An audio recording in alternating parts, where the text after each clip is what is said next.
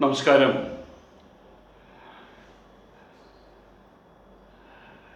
ഈ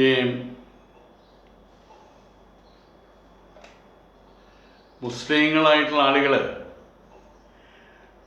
എന്തൊക്കെ ചെയ്യുന്നു അത് നോക്കി നടക്കലാണിപ്പോൾ കുറേ കാലമായിട്ട് ഇവിടുത്തെ സംഘി കുഞ്ഞുങ്ങളുടെ പ്രധാന തൊഴിൽ. അത് നിങ്ങൾക്ക് എല്ലാവർക്കും അറിയാവുന്ന കാര്യമാണ്.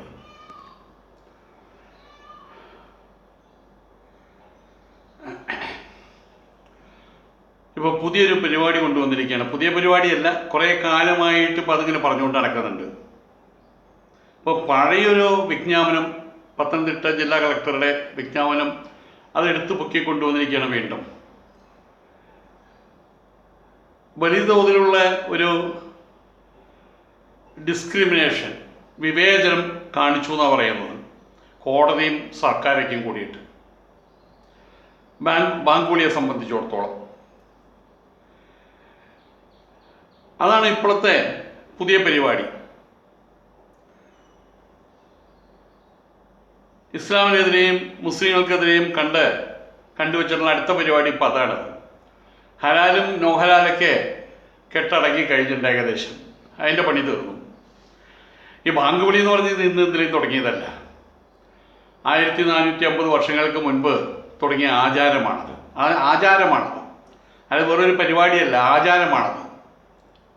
അത് അന്നത്തെ കാലഘട്ടത്തിൽ പ്രവാചകൻ രൂപകൽപ്പന ചെയ്തതാണത്.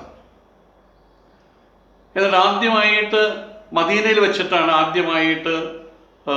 ബിലാൽ, കറുത്തവർഗക്കാരനാണ് അദ്ദേഹമാണ് ആദ്യമായിട്ട് ഇത് മുഴക്കുന്നത്. ഈ വാങ്കുവിളി, ആ രൂപകൽപ്പന ചെയ്ത വാങ്കുവിളി അവിടെ തുടങ്ങുന്നത്. ഇത് പകൽ സമയത്താണുള്ളത്.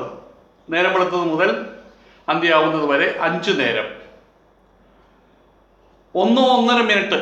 കുറച്ചുകൂടിയും സംഗീതാത്മകമായിട്ട് വാങ്കുവിളി മുഴക്കുന്നവരാണെങ്കിൽ 1.5 മിനിറ്റ് അല്ലെങ്കിൽ 1 മിനിറ്റോടെ അവസാനിക്കുന്ന കാര്യമേ ഉള്ളൂ. അങ്ങനെ മൊത്തം ഈ 5 നേരവും കൂടിയിട്ട് 7, 8, 9, 10 മിനിറ്റ് അത്ര മാത്രമേ ഉള്ളൂ. മൊത്തം അത്രയേ ഉള്ളൂ. മാത്രമല്ല, അതൊരു തോന്നിവാസ പരിപാടിയല്ല. ഏത് സമയത്ത് തുടങ്ങണം, എപ്പോൾ നിർത്തണം, രണ്ടാമത് ഏത് സമയത്ത് തുടങ്ങണം, മൂന്നാമത് ഏത് സമയത്ത് തുടങ്ങണം, അതിന് കൃത്യതയുണ്ട്. ചില ചിട്ടവട്ടങ്ങളൊക്കെ ഉണ്ട്. അത് നേരത്തെ പ്രോഗ്രാം ചെയ്ത് വെച്ചിട്ടുള്ളതാണ്. അതിൻ്റെ അർത്ഥം വളരെ സിമ്പിളാണ്. പ്രാർത്ഥനയ്ക്ക് വരും, ഇത്രയും അർത്ഥമുള്ളൂ അതിനകത്ത്. വിജയത്തിലേക്ക് വരും. അള്ളാഹു സർവശക്തനാണ്, അള്ളാഹു അല്ലാതെ മറ്റൊരു ദൈവമില്ല, മുഹമ്മദ് അവൻ്റെ ദൂതനാണ്, എനിക്ക് ഞാൻ സാക്ഷ്യം വഹിക്കുന്നു. അത്രമാത്രമേ ഉള്ളൂ. വേറൊരു ആഹ്വാനമൊന്നും അതിനകത്തില്ല. ഇത് കേരളത്തിലോ ഇന്ത്യയിലോ മാത്രമുള്ളൊരു കാര്യമല്ല, ലോകമെമ്പാടുമുള്ളതാണ്. അമേരിക്കയിലുണ്ട്, ഇവിടെ ഓസ്ട്രേലിയയിൽ പോയി അവിടെയും കേൾക്കാം. ഇതിനെ ചൊല്ലി ഇതുവരെ ഒരു വിവാദം ഉണ്ടായിട്ടില്ല. എവിടെ ഒരു വിവാദം ഉണ്ടായിട്ടില്ല, വിവാദം ഉണ്ടാകേണ്ട കാര്യവുമില്ല. എന്നാൽ ഇപ്പോൾ കേരളത്തിലാണ് ഈ പ്രശ്നം ചൊറിഞ്ഞു പൊട്ടുന്നത്. ഹിന്ദുത്വവാദികൾ, അവർക്കാണ് വിങ്ങി പൊട്ടുന്നത്. ഇപ്പോൾ കോളാമ്പി ലൗഡ് സ്പീക്കർ ഉപയോഗിക്കരുതെന്ന് കോടതിയിൽ നിന്ന്, ലൗഡ് സ്പീക്കർ പറഞ്ഞാൽ കോളാമ്പി, അത് ഉപയോഗിക്കരുതെന്നൊരു വിധിയുണ്ട്. എന്നാൽ മുസ്ലിം പള്ളികളിൽ നിന്ന് ഉയർന്ന വാങ്കുവിളിക്ക് ഇക്കാര്യത്തിൽ ഇളവും കൊടുത്തിട്ടുണ്ട്. അവിടെയാണ് ഏറ്റവും വലിയ പ്രശ്നം. നെഞ്ചുവേദന അവിടെ അനുഭവപ്പെട്ടത്. ഇതും പറഞ്ഞിട്ടാണ് ഹിന്ദുത്വവാദികൾ ഉറഞ്ഞു തുള്ളുന്നത്. കേൾക്കുമ്പോൾ അതിനെന്തൊക്കെ ഉണ്ടെന്ന്, കാര്യമുണ്ടെന്ന് തോന്നുകയും ചെയ്യും. ഇപ്പോൾ മാത്രമല്ല, ഇപ്പോൾ ഹിന്ദുത്വവാദികൾക്ക് അവരുടെ പുറകിൽ ശിങ്കിടി എന്ന് നമ്മൾ പറയും, ശിങ്കിടി പാടാൻ കുറേ പള്ളിയിലെ അച്ഛന്മാരും കൂടിയിട്ടുണ്ട്.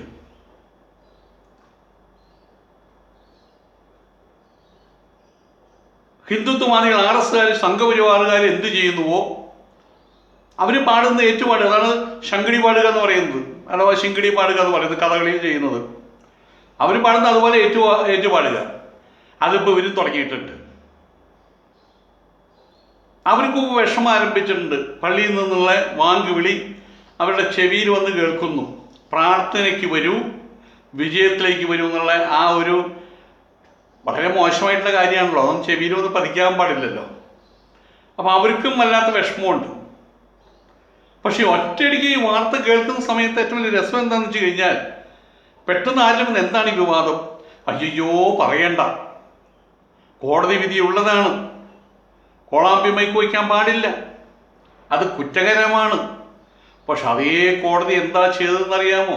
ഈ ജനാധിപത്യ രാഷ്ട്രത്തിൽ നമുക്കെല്ലാവർക്കും പൗരാവകാശമുണ്ട്, മൗലികാവകാശങ്ങളുണ്ട്, അതെല്ലാം തുല്യമാണെന്നാ വെപ്പ്. പക്ഷേ ഇതേ കണ്ടോ, പക്ഷഭേദം കാണിച്ചത് കണ്ടോ?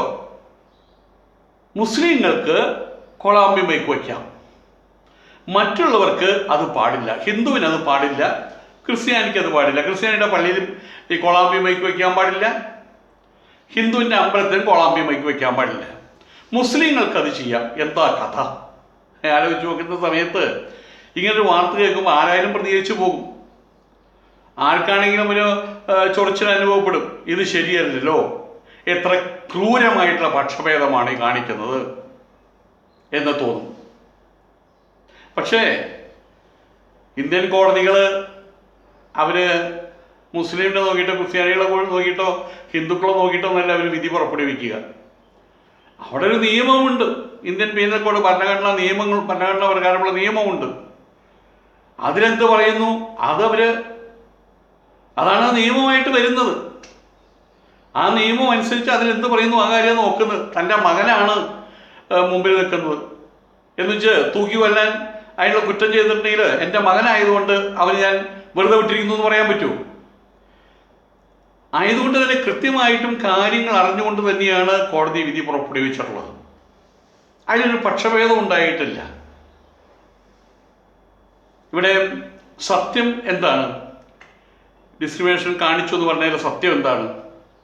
അത് നമുക്കൊന്ന് തരയാം. മാത്രമല്ല, ഈ ശാസ്ത്രം അമ്പലത്തിൽ മൈക്ക് വയ്ക്കാൻ പാടില്ല എന്നുള്ള ശാസ്ത്രം എന്താണ്? അത് നമുക്ക് തരണത്തിൽ പരിശോധിക്കാം. ക്രിസ്ത്യാനികളുടെയും ഹിന്ദുക്കളുടെയും ദേവാലയത്തിൽ ഇതിന് മുൻപ് ഇങ്ങനൊരു പരിപാടി ഉണ്ടായിരുന്നില്ല. ഇപ്പോൾ ഒരു 10-25-30 വർഷമായിട്ട് തുടങ്ങി വെച്ചതാണ് ഈ കോളാമ്പി മൈക്ക് പരിപാടി. അത് ക്രിസ്ത്യൻ ദേവാലയങ്ങളിൽ കുറേയൊക്കെ അതിന് അടക്കവും ഒതുക്കവും വന്നിട്ടുണ്ട്. മാത്രമല്ല, തൃശ്ശൂരുണ്ടായിരുന്നൊരു ബിഷപ്പ് അദ്ദേഹം പറഞ്ഞിട്ടുണ്ട്, അമ്പലങ്ങളിൽ നാടകം നടത്താൻ പറ്റില്ല, പള്ളികളിൽ നാടകം നടത്താൻ പറ്റില്ല, ഉച്ചത്തിൽ മൈക്ക് വയ്ക്കാൻ പറ്റില്ല എന്നൊക്കെ പറഞ്ഞിട്ടുണ്ട്. അത് വലിയ രീതിയിൽ അവർ അനുഷ്ഠിച്ച് വരുന്നതുമുണ്ട്. 10 മണി ആയി കഴിഞ്ഞാൽ നാടകക്കാരും ഗാനമേളക്കാരും പള്ളിയിൽ നിന്ന് പുറത്തു പോക്കണമെന്നൊക്കെ പറഞ്ഞിട്ടുണ്ട്. അമ്പലങ്ങൾക്ക് ഇതൊന്നും പാടില്ല, ചത്തപ്പറമ്പായിട്ട് മാറി വാസ്തവത്തിൽ. അത് വേറെ കാര്യം. ആധ്യാത്മിക മാലിന്യ കേന്ദ്രങ്ങളായിട്ട് മാറി. ഇപ്പോൾ ക്രിസ്ത്യൻ ദേവാലയങ്ങൾക്കോ അല്ലെങ്കിൽ ഹിന്ദു ദേവാലയങ്ങൾക്കോ ഇങ്ങനൊരു മൈക്ക് സെറ്റ് വെച്ച് പുറത്തേക്ക് എല്ലാം അകത്താണ്. അവിടെ മാസ് നടക്കുന്നു, കുർബാന നടക്കുന്നു, അത് അകത്താണത്. നാട്ടുകാരെ അറിയേണ്ട ആവശ്യമില്ല, അങ്ങനൊരു ആചാരമില്ല. ഹിന്ദു ദേവാലയങ്ങൾ സ്ഥിതി അതിന് അപ്പുറമാണ്. ഹിന്ദു ക്ഷേത്രങ്ങളിൽ അവിടുത്തെ കാര്യങ്ങൾ കേൾക്കുമ്പോൾ വിസ്മയം തോന്നും. പ്രാർത്ഥനകൾ പോലും പാടില്ല എന്നുള്ളതാണ്. എങ്ങനെ? ചുണ്ടനക്കിയുള്ള പ്രാർത്ഥനകൾ ക്ഷേത്രത്തിനത് പാടില്ല. ഇപ്പം അത് കേൾക്കുമ്പോൾ ഞാൻ ഏത് കാലത്ത് ഈ ചാമിയയിൽ ഏത് കാലത്ത് ജീവിച്ചിരുന്നവനാ ഇയാളെന്ത് പൊട്ടത്തര പറഞ്ഞെന്ന് തോന്നും. ശ്രീകോവിലിനകത്ത് പോലും മന്ത്രം ജപിക്കാൻ പാടില്ല.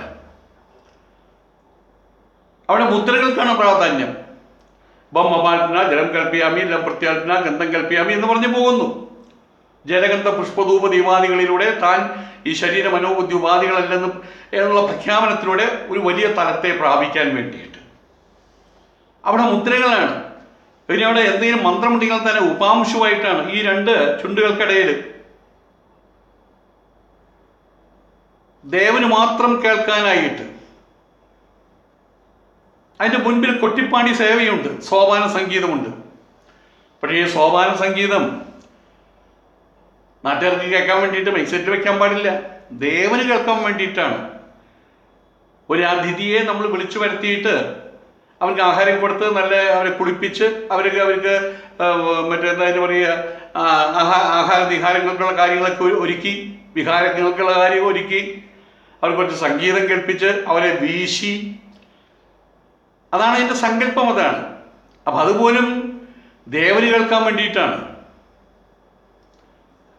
ബലി തൂകുന്ന സമയത്ത് അത് ദേവസ്ഥാനത്തിന് പുറത്താണെന്ന് മനസ്സിലാക്കണം. അപ്പം ദേവന്റെ പ്രസൻസിൽ ബലി തൂകുന്ന സമയത്ത് ഭൂതഗണങ്ങൾക്ക് മുന്നറിയിപ്പായിട്ട് ഒരൊറ്റ വിക്കൻ ചെണ്ട, അതിൽ ടും ടും ടും ടും ടും അത്ര മാത്രമേ ഉള്ളൂ. അല്ല ബള്ളട ബള്ളട ബള്ളട ബള്ള അങ്ങനെയൊന്നുമില്ല അതിനകത്ത്. അത് ചില സ്ഥലങ്ങളിൽ മാത്രമേ ഉള്ളൂ, കുറച്ച് വരുമാനമുള്ള സ്ഥലത്ത് മാത്രം. പുറത്തു നിന്ന് കുളി കഴിഞ്ഞ് ശുദ്ധം മാറിയിട്ട് നിർമാല്യം മാറ്റാൻ വേണ്ടി നട തുറക്കുന്ന സമയത്ത് ആ മണിയുമ പോയിട്ട് പെടക്കില്ല. ആ മണിയുമ പോയിട്ട് ആ മണിയുടെ ചെറിയ മണിയാണ്, അവിടെ വലിയ മണി കെട്ടി തൂക്കിയിട്ടില്ല. ആ ചെറിയ മണി കൈ കൊണ്ട് പിടിച്ചിട്ട് ഇങ്ങനെ ഇങ്ങനെ ടിക് അടിക്കുകയുള്ളൂ, മുട്ടുകയുള്ളൂ. കാരണം ഒരാൾ ധ്യാനാവസ്ഥയിലാണ്. ആ സമയത്ത് പോയിട്ട് എളികിഷ തുറക്ക പറയാൻ പാടില്ലല്ലോ. ഭർത്താവ് രാത്രി കിടന്നുറങ്ങുമ്പോൾ ഭാര്യയോട് പറഞ്ഞു, നാളെ കാലത്ത് തന്നെ 4 മണിക്ക് വിളിക്കണം കേട്ടോ ഒന്ന്. ഭാര്യ ഒരു 3:30-4 മണിയപ്പോൾ എഴുന്നേറ്റിട്ട് ഭർത്താവിൻ്റെ ചെള്ളക്കൊന്ന് വെച്ചു കൊടുത്തു, എനിക്ക് കൊടുന്നു എന്ന് പറഞ്ഞ സ്ഥിതി എന്തായിരിക്കും? അവിടെ എന്തായിരിക്കും പിന്നെ നടക്കുക? ആയതുകൊണ്ട് അതുപോലും നിർമാല്യം മാറ്റാൻ വരുന്ന വൈദികൻ അല്ലെങ്കിൽ മറ്റേ പൂജാരി ശുദ്ധം മാറി വന്ന മണികട്ടി എന്ന മുട്ടുക ചെയ്യുള്ളൂ, അതേ അവിടെ പാടുള്ളൂ. കാരണം ഏത് രൂപത്തിൽ അമ്പും വില്ലും പിടിച്ചിട്ടാണെങ്കിലും ഗത പിടിച്ചിട്ടാണെങ്കിലും മറ്റേ സുദർശന ചക്രം പിടിച്ചിട്ടാണെങ്കിലും ഏത് രൂപത്തിലാണെങ്കിൽ പോലും ഏത് രൂപത്തിൽ പ്രതിഷ്ഠിച്ചാലും ശാസ്ത്രപ്രകാരം ദേവത ധ്യാനാവസ്ഥയിലാണ്, പരിപൂർണ ധ്യാനാവസ്ഥയിലാണ്. അതിനാൽ മൗനമാണ് അവിടെ വേണ്ടത്, നിശബ്ദതയാണ് വേണ്ടത്.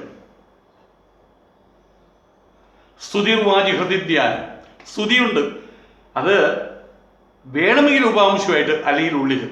ഹൃദയത്തിൽ ധ്യാനം, സ്തുതി, വജസ്സിൽ നാട്ടുകാർ കേൾക്കാൻ വേണ്ടിയിട്ടില്ല. പാദാന്തരം കെച്ച് കരചലനവും വർജിതവും പാദത്തോട് ചേർത്ത് മന്ദബന്ധം, അതിൻ്റെ പാദത്തിന് മേലെ വേറെ പാദം കയറ്റി വെക്കാനല്ല പറ്റില്ല. അങ്ങനെ കുറേ പണ്ടാരക്കാരന്മാർ അതും ചെയ്യുന്നുണ്ട്. പാദത്തുമ്പോൾ നോക്കി കിടക്കും, ദേവനെ മറക്കും.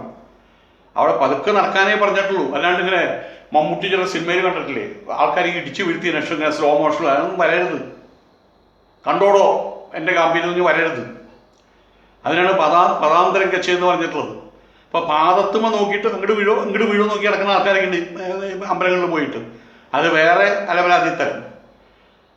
കരചലനവും വർജിതോ, ഈ കരങ്ങൾ ഉള്ളിയത് വീശി പാറായി, ആരാണ്ടാ പാറായി, ഞാനോ നീയോ ദേവനോടെ എന്ന് ചോദിച്ച പോലെ വരരുത്.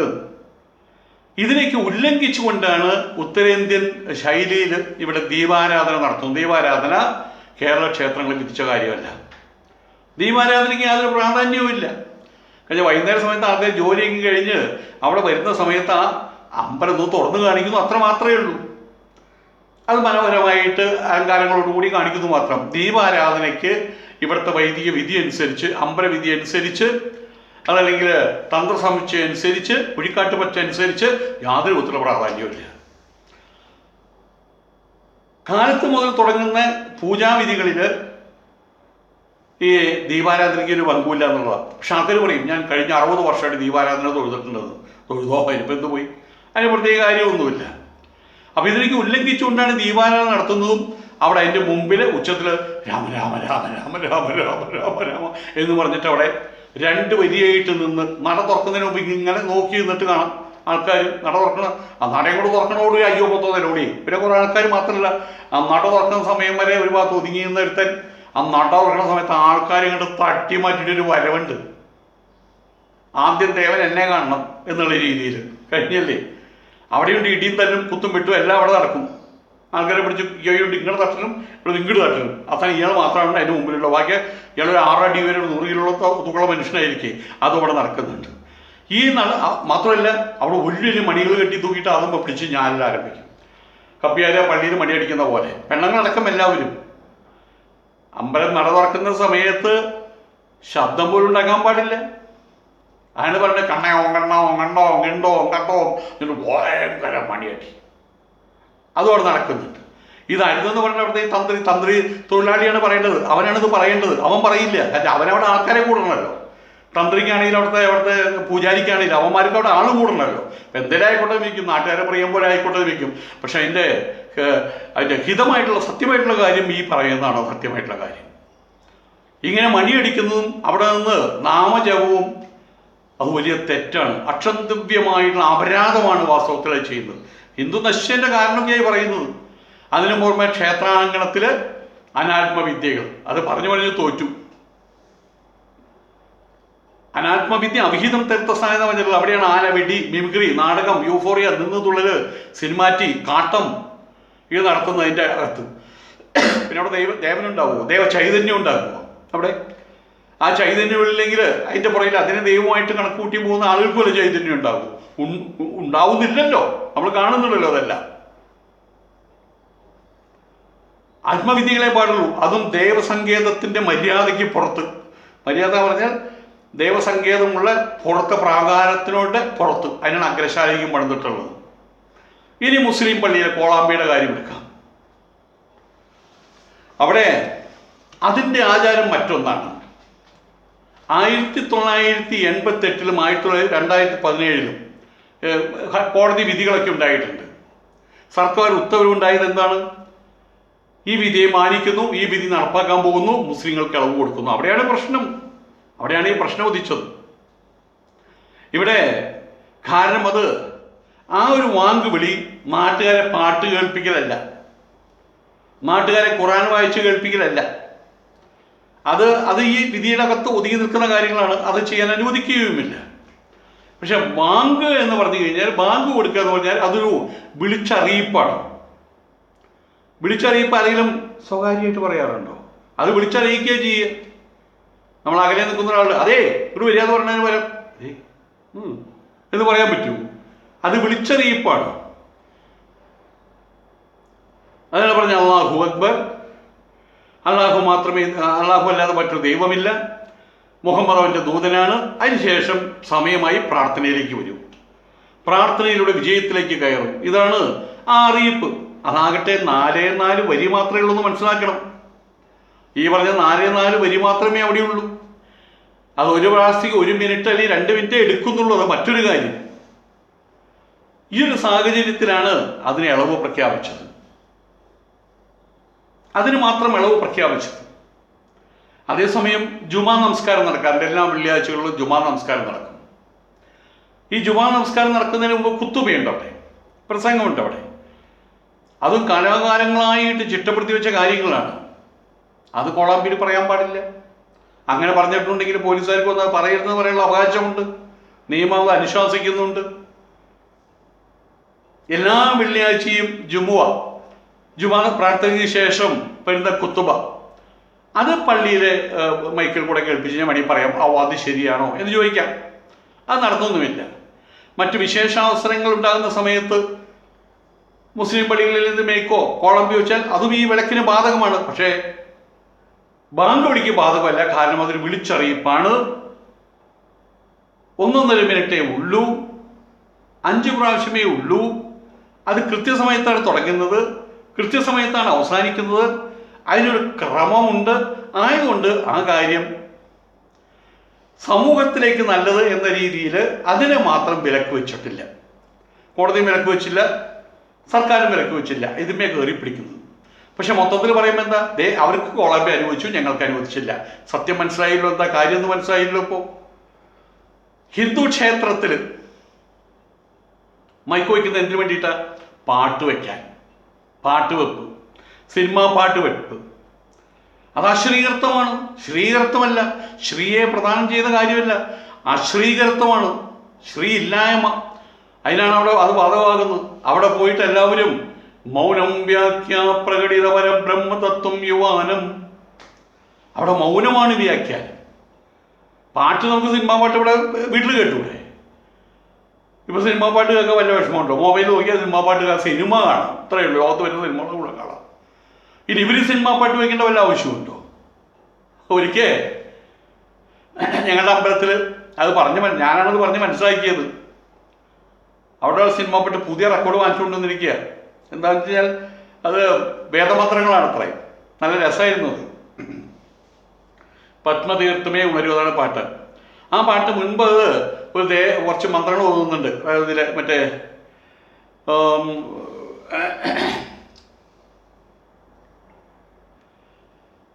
അതിനുമുമ്പ് ഗായത്രി ചെല്ലുന്നുണ്ട്.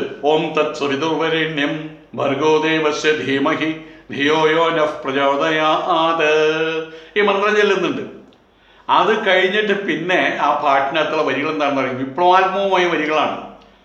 അതായത് അനീശ്വരവാദമാണ് അതിന് തോന്നി. വയലാർ രാമവർമ്മയാണ്, അദ്ദേഹം കമ്മ്യൂണിസ്റ്റുകാരനാണ്, പുരോഗമനവാദിയാണ്. അതിലെഴുതിയിട്ടുണ്ട്, ദ്രവിച്ച പൂണൂൽ ചുറ്റി നടക്കും ധർമാധർമ്മങ്ങൾ, അടിമകിടത്തിയ ഭാരത പൗരുഷമുണരാൻ എന്നാണ് പറഞ്ഞിട്ടുള്ളത്.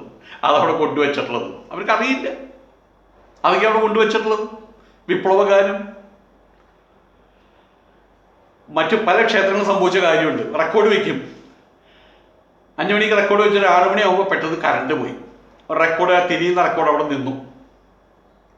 പിന്നെ കറണ്ട് വന്നില്ല, അമ്പലമൊക്കെ അടച്ച് എല്ലാവരും പോയി. രാത്രി 2 മണിക്ക് കറണ്ട് വന്നപ്പോൾ പെട്ടെന്ന് പാട്ട് ആരംഭിച്ചു. കൗസല്യ ആ നിർത്തിയ പാട്ട് അതിൻ്റെ ബാക്കി കണ്ട് ആരംഭിച്ചു. ആ നാട്ടുകാരും കൂടെ എണീറ്റ് പല്ല് തേക്കാനും കുളിക്കാനൊക്കെ ശ്രമം ആരംഭിച്ചു. കുറച്ച് കഴിഞ്ഞാൽ നോക്കുന്ന സമയത്ത് അപ്പോഴവർക്ക് മനസ്സിലാവുന്നത് സമയം 2 മണിയായിട്ടുള്ളൂ. അമ്പലത്തിൽ സംഭവിച്ച ഈ കാര്യമാണ് അപ്പോഴാണ് മനസ്സിലായത്. ഇങ്ങനെ ഒരു ചിട്ടയും വട്ടവും ക്രമവും ഇല്ലാത്ത കുറേ പരിപാടികളാണ് അവിടെ നടക്കുന്നത്. എപ്പോഴാണ് ഇവർ തുടങ്ങുക എന്നറിയില്ല. അത് അവിടെ വരുന്ന കൂശ്മാണ്ഡം അയാൾക്ക് എപ്പോഴാണ് അയാൾ വരുന്നത് അപ്പോൾ തുടങ്ങും. ചിലപ്പോൾ അവിടെയുള്ള വാച്ച്മാനുണ്ട്, ആ വാച്ച്മാനവനായിരിക്കും അയാളായിരിക്കും ഇത് വയ്ക്കുക. അപ്പോൾ നല്ല ഉറക്കത്തിലാണെങ്കിൽ 7 മണിക്ക് വയ്ക്കും. അല്ല, അതിൻ്റെ ആൾ മൂത്രം ഒഴിക്കാൻ ഇരിക്കുന്ന സമയത്ത് 2:30 മൂത്രം ഒഴിക്കുകയാണെങ്കിൽ വെച്ചാൽ അപ്പം വെച്ച് അയാൾ കിടന്ന് ഉറങ്ങും. അപ്പോൾ 2:30 തുടങ്ങുമ്പോഴത്തെ ജനങ്ങളുടെ മേലെ തർപ്പണം കുളിക്കൽ, തർപ്പണം ഇടൽ, അത് നേരത്തെ തന്നെ ആരംഭിക്കുന്ന അർത്ഥം. എപ്പോൾ തുടങ്ങുക എന്നുള്ള യാതൊരു പിടിപാടില്ല. എപ്പോഴാണ് ഈ അറുകൊലവിളി അവസാനിക്കുന്നത് അതിനും യാതൊരു വിധത്തിലുള്ള. ഞാൻ ഒരിക്കൽ മൂക്കുന്നിമല എന്ന് പറയും തിരുവനന്തപുരത്ത്, അവിടെ ഒരു കൃഷ്ണസ്വാമി, ഞാൻ ഇവിടെ ഋഷികേശിലുള്ള സമയത്ത് അദ്ദേഹം ഒരു 150 ദിവസം കൂടിയിട്ടൊരു 1500 കോളേജിൽ വിളിച്ചിട്ടുണ്ടാവും. സ്വാമി ഇങ്ങോട്ട് വരണം അവസാനം ടിക്കറ്റൊക്കെ എടുത്ത് ഏതായാലും തിരുവനന്തപുരത്തിലെ നാടെന്ന് കണ്ട് അവിടെ വന്നു. അവിടെ വന്നപ്പോൾ ഒരു 40 സെൻറ്റ് ഭൂമിയിൽ 30 സെൻറ്റ് ഭൂമിയിൽ നല്ലൊരു ആശ്രമം, 14 സെൻറ്റ് പറ്റുമാണ്, നല്ലൊരു ആശ്രമം, എടക്കോട് ഒരു സന്യാസി ഉണ്ടാക്കിയ ആശ്രമമാണ്. അതിന് അദ്ദേഹം ഒരു ശ്രീകൃഷ്ണ പ്രതിമയും സ്ഥാപിച്ചിരുന്നു. അതൊക്കെ എടുത്ത് കടലിൽ കൊണ്ട് കളഞ്ഞിട്ട് ഈ സന്യാസിയുടെ അദ്ദേഹം മരിച്ചതിന് ശേഷം അദ്ദേഹത്തിൻ്റെ സമാധിയാക്കി മാറ്റി. അവിടെ ആരും കയറാണ്ടായി. അവിടേക്കാണ് ഞാനവിടെ ചെല്ലുന്നത്. ചെന്നവിടെ കയറി ഉടനെ തന്നെ അവിടുത്തെ പുറത്താക്കാനുള്ള ശ്രമങ്ങൾ ആരംഭിച്ചു. കാരണം അതിനെ ചുറ്റി വളഞ്ഞ് RSSകാർ ഭജനകളൊക്കെ അതിനകത്ത് വന്നിരുന്നു. ഇങ്ങനെ ഒരാളവിടെ സന്യാസിയോട് വന്നു കഴിഞ്ഞാൽ അതൊന്നും നടക്കില്ലല്ലോ, പ്രത്യേകിച്ച് ഞാനാകുമ്പോൾ അതൊന്നും നടക്കില്ലല്ലോ. അന്ന് മുതൽ എന്നെ പുറത്താക്കാനുള്ള ശ്രമങ്ങൾ ആരംഭിച്ചു. അതിനവർ ചെയ്തതെന്താണെന്നറിയാമോ? അവിടെയുള്ള ഒരു ചെവിട് കേൾക്കാത്തൊരു സ്ത്രീയുണ്ട്, അവരാണ് മൈസെറ്റ് വയ്ക്കുക. പറഞ്ഞൂടെ ഇപ്പം ആ മൈസെറ്റിൻ്റെ പ്രശ്നം അറിഞ്ഞൂടെ? അവർ ഈ സാധനം ഒന്ന് ഒറ്റ തിരിയാണ് അറ്റത്തേക്ക്, മാക്സിമം വോളിയം, ഇടി വെട്ടുന്ന ശബ്ദം 5 മണി സമയത്ത്. ആ സാധനം 4 മൈക്കാണുള്ളത്, 4 കോളാമ്പിയുള്ളത്. ആ കോളാമ്പി എന്ത് ചെയ്തു? അവർ ആശ്രമത്തിനവിടേക്ക് തിരിച്ചു വെച്ചു 2 സ്വാഭാവികമായിട്ട് എനിക്ക് അവിടെ സഹിക്കാൻ പറ്റുന്ന സാഹചര്യം. 5 മണിക്ക് തുടങ്ങിയിട്ട് എൻ്റെ ശ്രുതിമാതാക്കളാണ് സത്യം, എൻ്റെ മാതാവാണ് സത്യം. 5 മണിക്ക് തുടങ്ങി അവൻ്റെ മുമ്പിൽ ചെറിയൊരു സ്കൂളുണ്ട്. ആ സ്കൂളിൽ കുട്ടികൾ വരുന്ന സമയത്ത് ഇവിടെ കണ്ണുകൊണ്ട് പഞ്ചവാദ്യം, ആ സമയത്ത് പഞ്ചവാദ്യ കുട്ടികൾ സ്കൂളിൽ കയറുന്ന പഞ്ചവാദ്യം. ആ സ്കൂളിലെ ടീച്ചർമാർ പലരും പറഞ്ഞു, ആ സമയത്തെങ്കിലും ഈ പണ്ടാരക്കെട്ട് നിർത്തി വെച്ചൂടെ? അപ്പോൾ നിങ്ങൾ ഈശ്വരനെതിരാണല്ലേ എന്നാ അടുത്ത ചോദ്യം. എന്ത് ചെയ്യാൻ പറ്റും?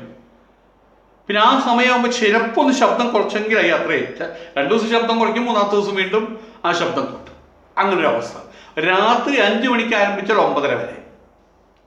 ഒന്ന് ആലോചിച്ച് നോക്കണം. അതായത് 4-യും 4-യും 9 മണിക്കൂർ, 24 മണിക്കൂറിനകത്ത് 9 മണിക്കൂർ മൈസെറ്റ് 4 എണ്ണത്തിൽ കൂടെ അറുകൊലവിളിയാണ്. ഇതെന്താചാരമാണ് വാസ്തവത്തിൽ? ഞാനവിടെ ഓടിപ്പോന്നു, രക്ഷപ്പെട്ടു, വേറെ മാർഗവുമില്ല. വെറും താന്തോന്നിത്താണ് ഈ അമ്പലങ്ങൾ ഈ കാര്യത്തിൽ ചെയ്യുന്നത്. അതാണ് അവർക്ക് നടത്തണം എന്ന് പറയുന്നത്. അത് നടത്താൻ പറ്റില്ല എന്ന് കോടതി വിധി വന്നപ്പോൾ എന്നാൽ ഇവർ നടത്തുന്നുണ്ടല്ലോ, മുസ്ലിങ്ങൾ നടത്തുന്നുണ്ടല്ലോ എന്നായി. അവരെന്താ നടത്തുന്നത്? അവർ കൊളാമ്പിയനെ വെച്ചിട്ടുള്ളത്, ഇവിടെ കൊളാമ്പിയനെ വെച്ചിട്ടുള്ളത്. പക്ഷെ അവർ ചെയ്യുന്ന 1.5 മിനിറ്റ് അത് റെക്കോർഡ് വെച്ചിരിക്കുകയല്ല. അവിടെ ഇരിക്കുന്ന ആൾ ആരാണോ അയാളുടെ ശബ്ദത്തിനത് പറയുന്നത്. അവർക്ക് മുഹമ്മദ് റാഫിയെ കൊണ്ട് ഈ അള്ളാഹു അക്ബർ എന്ന് പറയുന്നത് നീട്ടി വലിച്ച് ഓർക്കസ്ട്രയും വെച്ചിട്ട് അവർക്കൊരു CD ഇറക്കാമായിരുന്നല്ലോ. എന്താ പണമില്ലാത്ത പല പ്രശ്നമുണ്ട്, അവർ ചെയ്തിട്ടില്ല. അതിനുള്ള ഖത്തീബോ അല്ലെങ്കിൽ അവിടെ പഠിക്കാൻ വന്ന അവിടെ മദ്രസിൻ്റെ അവിടുത്തെ കുട്ടികളോ ആരെങ്കിലും ആണോ ഇത് ചെയ്യുക. അവർ ചെയ്യുന്നു തോന്നുന്നുണ്ട്. അവരാണ് അത് ചെയ്യുക. അതിന് നിയോഗിക്കപ്പെട്ട ആളത് ചെയ്യുന്നു. അത് മാത്രമേ, അത് കഴിഞ്ഞാൽ മൈക്ക് ഓഫ് ചെയ്യുന്ന ആ ശബ്ദം മുഴുവൻ കേൾക്കാം, കിടക്കിടക്കുന്ന ശബ്ദം കേൾക്കും. പിന്നെ മൈക്ക് അവർ തൊടില്ല. ഇവിടെ താന്തോന്നിത്തര കാണിക്കുന്നത് ആ താന്തോന്നിത്തരത്തിന് നേരെയാണ് ഇവിടെ വിരൽ ചൂണ്ടിയത്. മറ്റേ കോടതി വിരൽ ചൂണ്ടിയതും അതുപോലെ തന്നെ ഗവൺമെൻറ് സർക്കാർ വിരൽ ചൂണ്ടിയതും. ഇപ്പം അമ്പലം പരിസരത്താരും സ്ഥലം വാങ്ങില്ല. ഈ അറുകൊല വിളിയാണ്. അവിടെ കുട്ടികൾക്കൊക്കെയും ആദ്യകാലത്തൊക്കെയും കുട്ടികൾ ഉറങ്ങുന്നത് തന്നെ 11 മണിക്കാണ്, പണ്ടത്തെ പോലെയല്ല. അത് കഴിയുമ്പോൾ 5 മണിയാകുമ്പോഴേക്കും ഈ അറുകൊല വന്നു. കുട്ടികൾക്ക് പഠിക്കാൻ പറ്റുന്നില്ല. ആ രണ്ടാമത്തെ മൂന്നാമത്തെ കിടന്ന് ഉറങ്ങാൻ പറ്റുന്നില്ല. പെട്ടെന്ന് എഴുന്നേൽക്കുന്ന സമയത്ത് കുട്ടികൾ മന്ദബുദ്ധികളായി പോവില്ലേ? ഭീമസേനെ മന്ദബുദ്ധിയാക്കാൻ ചെയ്തതെന്ന് വെച്ചാൽ ഉറങ്ങി കിടക്കുമ്പോൾ തട്ടി വിളിക്കലായിരുന്നു. ഇതുപോലത്തെ ഒരു പരിപാടി അവർ ചെയ്യുന്നത്. അതുകൊണ്ട് അമ്പല പരിസരത്തുള്ള ആൾക്കാർ മുഴുവൻ അമ്പലങ്ങൾക്കെതിരെ കേസ് കൊടുത്തിട്ടുണ്ട്. അപ്പോൾ പിന്നെ അവർക്കെതിരെ ആൾക്കാർ തിരിയും. അതിൽ വേറെ ആൾക്കാർ പറഞ്ഞാൽ ഞങ്ങൾ ഇതൊക്കെ കേട്ട കാലത്ത് എഴുന്നേക്കുന്നത്. കാരണം എന്താ അറിയോ, അമ്പലത്തിനോട് 3 ഫർളവ് ദൂരമായിരിക്കും അയാളുടെ വീട്. അയാൾക്ക് നല്ല സുഖമാണ് കേൾക്കാൻ. പക്ഷെ അമ്പലത്തിന് ചുറ്റുമുള്ള ആൾക്കാരെ സംബന്ധിച്ചിടത്തോളം ഈ അറുകൊലവിളി, ഈ പണ്ടാരക്കെട്ട് അവർ ശപിക്കുകയാണ്, ദിവസം ശപിക്കുകയാണ്. ഞാൻ ഈ എടക്കോടുള്ള സമയത്ത് അവിടെ ഈ എടക്കോട് എന്ന് പറഞ്ഞിട്ടുള്ള ഈ ആശ്രമത്തിൻ്റെ അവിടെ നിന്ന് 3-3.5 കിലോമീറ്റർ ദൂരത്തിലാണ് അവിടെ ഉത്സവം നടക്കുന്ന സമയത്ത്. ഉത്സവത്തിന് അതിനകത്ത് ആളൊന്നുമില്ല, പലരും വന്ന് പോവുക, അങ്ങനെ അത്ര മാത്രമേ ഉള്ളൂ. പക്ഷേ ഈ 3 കിലോമീറ്റർ ദൂരത്തിലാണ് കോളാമ്പി വെച്ചിട്ടുള്ളത്. ഓരോ വീടിൻ്റെ മുമ്പിലും കോളാമ്പിയാണ്. അത് 2-3 ദിവസം മറ്റുണ്ടത്. അത്രയും ദിവസം ആ വീട്ടുകാർ നെഞ്ചത്തടിച്ച് തലയിലടിച്ചിട്ട് അവരവിടെ ജീവിക്കുന്നത്. പറയാൻ പറ്റൂ, പറഞ്ഞു കഴിഞ്ഞാൽ അമ്പലത്തിനെതിരെന്നായി. അവിടെയുള്ള കമ്മ്യൂണിസ്റ്റുകാരെ പറയാം, അതേ കമ്മ്യൂണിസ്റ്റുകാരെ സ്വഭാവം കാണിച്ചില്ലെന്നായി. അതുകൊണ്ട് അവർക്കൊന്നും മിണ്ടാൻ പറ്റില്ല. അതുകൊണ്ട് അവരുടെ വർഷത്തിൽ 3 ദിവസം പോക്കാണ് വാസ്തവത്തിൽ. അല്ലെങ്കിൽ അവർ വല്ലയിടത്തും പോകണം. ഇതാണ് സ്ഥിതികൾ. ഇതിന് നിയതമായ രൂപം ഉണ്ടാക്കാൻ ഇത് ഇങ്ങനെ എഴുത്, ഇത് ഇങ്ങനെയാവാൻ പാടുള്ളൂ, ഇന്ന കാര്യങ്ങൾ പറഞ്ഞു കൊടുക്കാൻ അതിനവിടെ ഒരു ചിട്ടവട്ടം ഉണ്ടാക്കാൻ, ഒരു ക്രമം ഉണ്ടാക്കാൻ അവിടെ ആരുമില്ല. തലപ്പത്ത് നിൽക്കാൻ ഒരാളില്ല, ഒരു ആചാര്യനില്ല അവിടെ. മുസ്ലിം സമുദായത്തിന് ഉസ്താദുള്ള പോലെ, ക്രിസ്ത്യൻ സമുദായത്തിന് ഫാദറുള്ള പോലെ ഇവിടെ അങ്ങനെ ഒരുവനില്ല. ഇവിടെ എല്ലാവരും ഉസ്താദുമാരാണല്ലോ ഹിന്ദു സമുദായത്തിനകത്ത്. ഈ അമ്പലത്തിൽ നടക്കുന്ന കാര്യങ്ങൾ ആ അമ്പലത്തിൽ നടക്കുന്ന കാര്യങ്ങളല്ല ഈ അമ്പലത്തിൽ. ഇതാണ് ഇവിടുത്തെ സ്ഥിതികൾ. അതിനുള്ള അഴിച്ചിട്ട കാളകൾ, അതാണ് ഏറ്റവും നല്ല ഭാഷ. ഓരോ അഴിച്ചിട്ട കാളകൾ, അഴിച്ചിട്ട ജന്തുക്കൾ, ഹിന്ദുക്കളൊന്നും പറയാൻ പറ്റില്ല. അവർക്കത് നിയമം, അവർക്കത് ചിട്ടവട്ടം. ഇപ്പം അവരുടെ പ്രശ്നം അതാണ്, ഞങ്ങൾ മൈക്ക് വയ്ക്കുന്നതാണ്. എന്ത് ചെയ്യാൻ പറ്റുമെന്ന് ആലോചിച്ച് നോക്കുക. ഞങ്ങൾ മൈക്ക് വയ്ക്കും അല്ലേ. എനിക്ക് പെട്ടെന്ന് തോന്നിയൊരു ഉദാഹരണമുണ്ട്. ഒരു കൊച്ചുകുട്ടി ഞാൻ നല്ല സൗന്ദര്യമുള്ള ഒരു കൊച്ചുകുട്ടി, അതിന് വയസ്സ് 2-2.5 വയസ്സോ 3 വയസ്സോ മറ്റോ ആയിട്ടുള്ളൂ.